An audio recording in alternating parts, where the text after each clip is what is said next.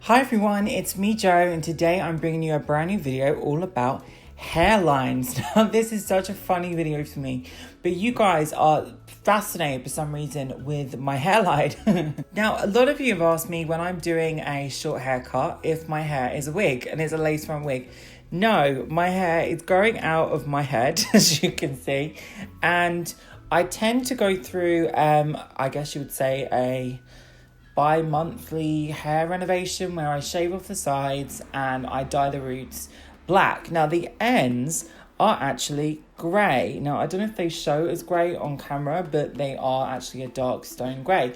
And the inspiration behind this look was actually Pain from Final Fantasy X, well there's 10 too.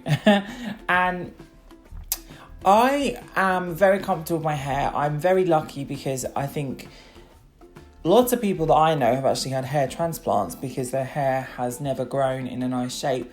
I love the way my hair grows. I think it's fantastic. I'm really lucky with it. But I do have a few concerns in my hair and I will tell you them now. Now, I have just dyed my hair and maybe you can see here, there is a patch of dark black hair dye which has gone onto the sides of my hair.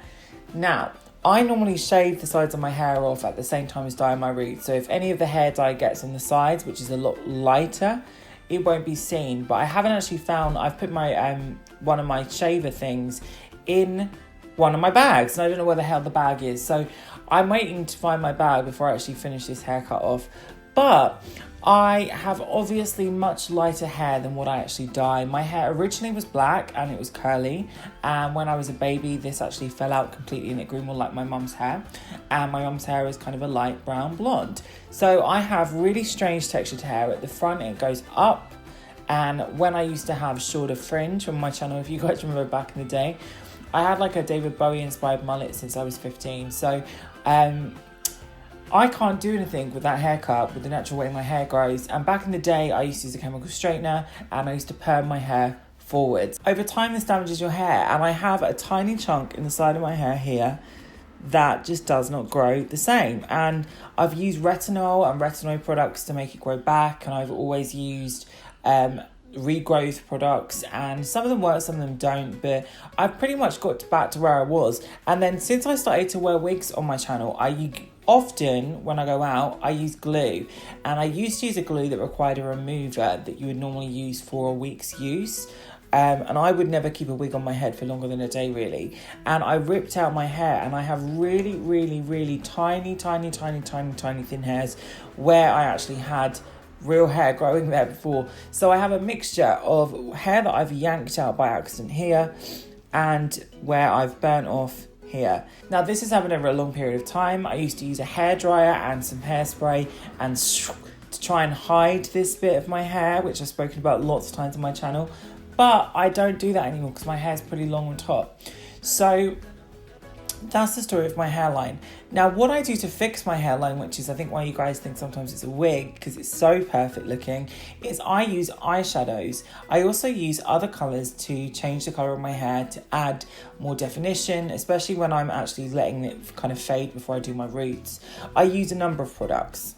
So what I use is a combination of different products for my actual hair, and one that's really great, especially if you have much lighter hair than the actual hair colour you dye, or maybe your hair is going grey, is actually called 4 Roots. 4 Roots hair care is actually a brilliant product. It comes in a gel form and is coloured, and they do a variety of things. You can grab them, and I'll pop a link in the description below. Now, if you do have any discoloration or roots going through or grey hair showing, if you wanted to add some more fullness to your hair to cover those greys and to cover those roots, this is the product to go to. Now, once it's in the hair, it doesn't actually come off. It's a brilliant product because it really binds to the hair shaft.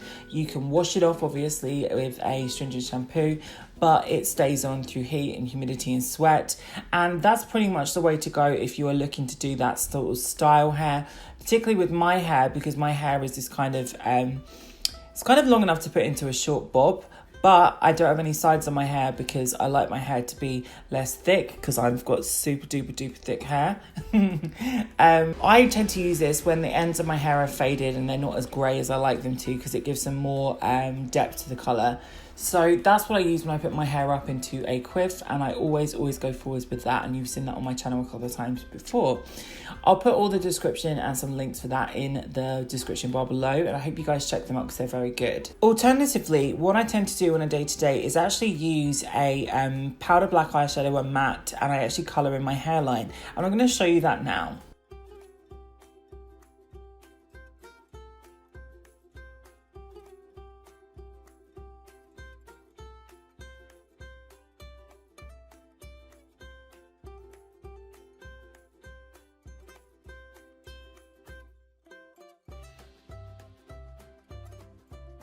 So this is the finished look. As you can see, that just gave some more depth to my main bulk of hair. That 4 Roots product is fantastic, and you can find it in the links below.